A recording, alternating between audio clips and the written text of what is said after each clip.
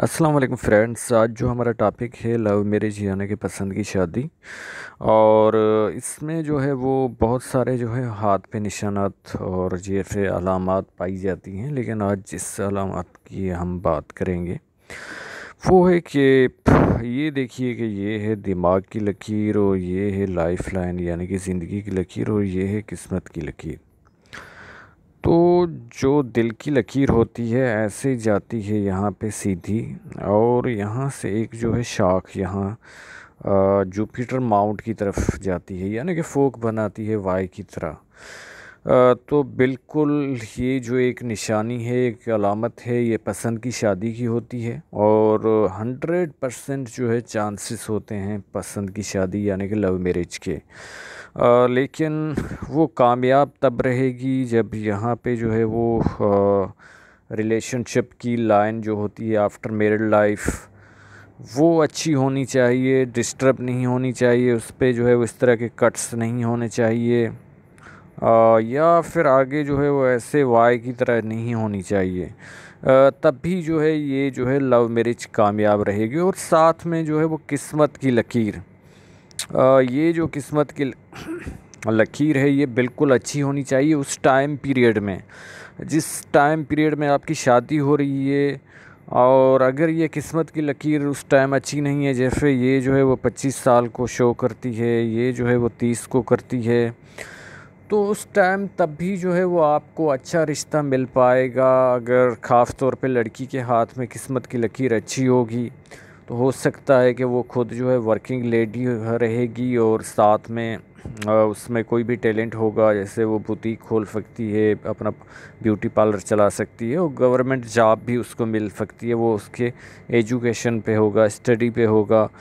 और साथ में ये है कि किस्मत की लकीर अच्छी होगी तो अच्छे घराने में जो है वो चांसेस हैं कि शादी के बाद जो ताल्लुकात भी उसके अच्छे रहेंगे और रिश्ता भी जो है वो अच्छे घराने से आएगा।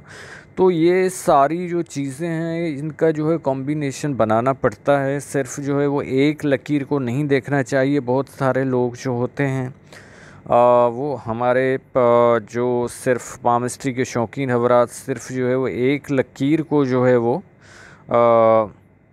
देख रहे होते हैं कि भाई ये तो लकीर मेरे हाथ में है, लेकिन ऐसा कुछ हो नहीं रहा। लेकिन जो मैं चीज़ें बता रहा हूँ ये साथ में जो है हमें देखनी चाहिए। साथ में पीछे जो है वो हार्ट लाइन कैसी है, बिल्कुल सीधी जो है वो होनी चाहिए हार्ट लाइन। अगर इस तरह जो है जंजीर नुमा होगी, इसमें जो है वो जज़ीरे पाए जाएंगे, तो ये जो है वो सेंसिटिव पर्सन की निशानी है। जो ऐसा इंसान जो वहमी भी होगा, शकी मिजाज भी होगा और थोड़ी थोड़ी बात पे जो है वो दिल पे ले लेगा।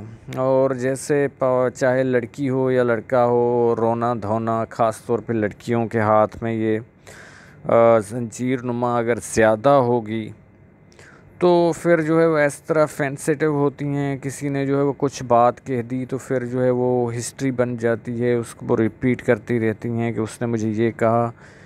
क्योंकि आपको जो है वो कभी जॉइंट फैमिली में भी रहना होता है तो आपको जो है वो सब कुछ बर्दाश्त करना पड़ता है, क्योंकि वहाँ पे कोई फैमिली मेम्बर किस नेचर का होता है, किस नेचर का होता है। इसके अलावा जो है वो माइंड लाइन, आपकी माइंड लाइन बिल्कुल क्लियर होनी चाहिए। और ये जो है वो इस तरह नहीं होनी चाहिए माइंड लाइन कि बहुत जो है वो गहरी हो और फिर उसमें जो है वो इस तरह के कट्स हों।